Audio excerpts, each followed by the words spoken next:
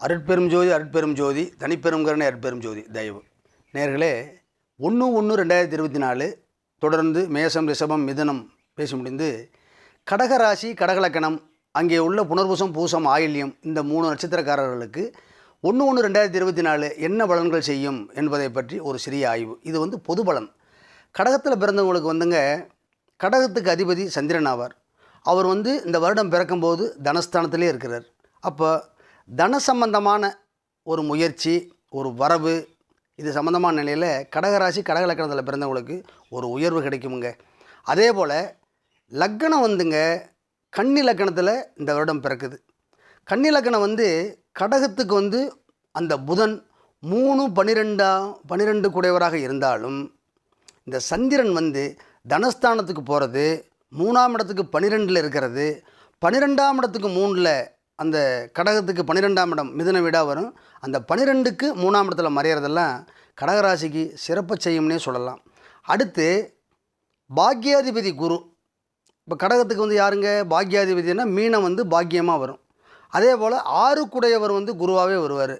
இப்போ இந்த 6 கூடையவரும் 9 கூடையவரும் ஜீவனஸ்தானங்கிற தொழில் ஸ்தானத்தில் இருக்கிறாங்க.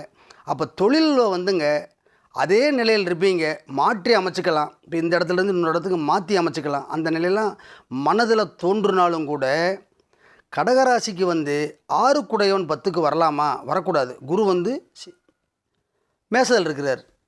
இப்போ இவ்வளவு நாளாக இந்த கடகத்தில் 10ல் ராகு இருந்து தொழில் நிலையில் நம்ம எதையும் செய்ய முடியாமல் ஒரு சில நிலையில் உங்களோட பாக்யாதிபதியோடும் குருவோடும் சம்மந்தப்பட்டு ஒரு சில தொந்தரவு கொடுத்த இந்த ராகு இப்போது இந்த 10ஆம் இடத்துலேருந்து விலகி பாக்யஸ்தானமான 9ஆம் இடத்துக்கு போயிட்டார்.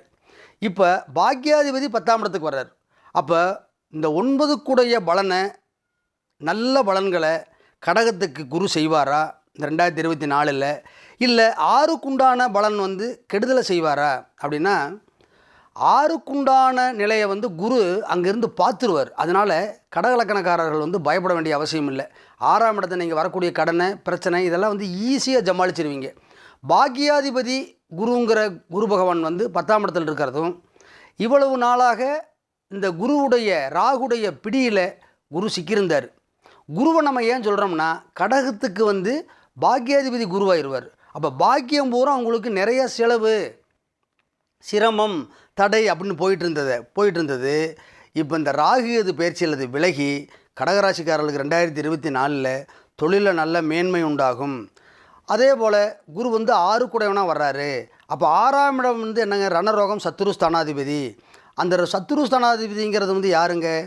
அதாவது நமக்கு வரக்கூடிய கடன், நோய், பிரச்சனை, தடை இதெல்லாம் விலகி அந்த கடகராசிக்காரர்களுக்கு சிறப்பு செய்யும் இந்த 2024. அதே போல் மக நட்சத்திரம், மக நட்சத்திரத்தில் பிறந்திருக்குது. இப்போ சந்திரன் கடகத்துக்கு யாருங்க? கடகத்துக்கு அந்த லக்னாதிபதி ஆயிடுவார். அப்போ கடகத்துக்கு லக்னாதிபதியை 2ல் மறையலாமா? மறையக்கூடாது. 2ஆம் இடம் மறைவு ஸ்தானம் தான், மறையக்கூடாது.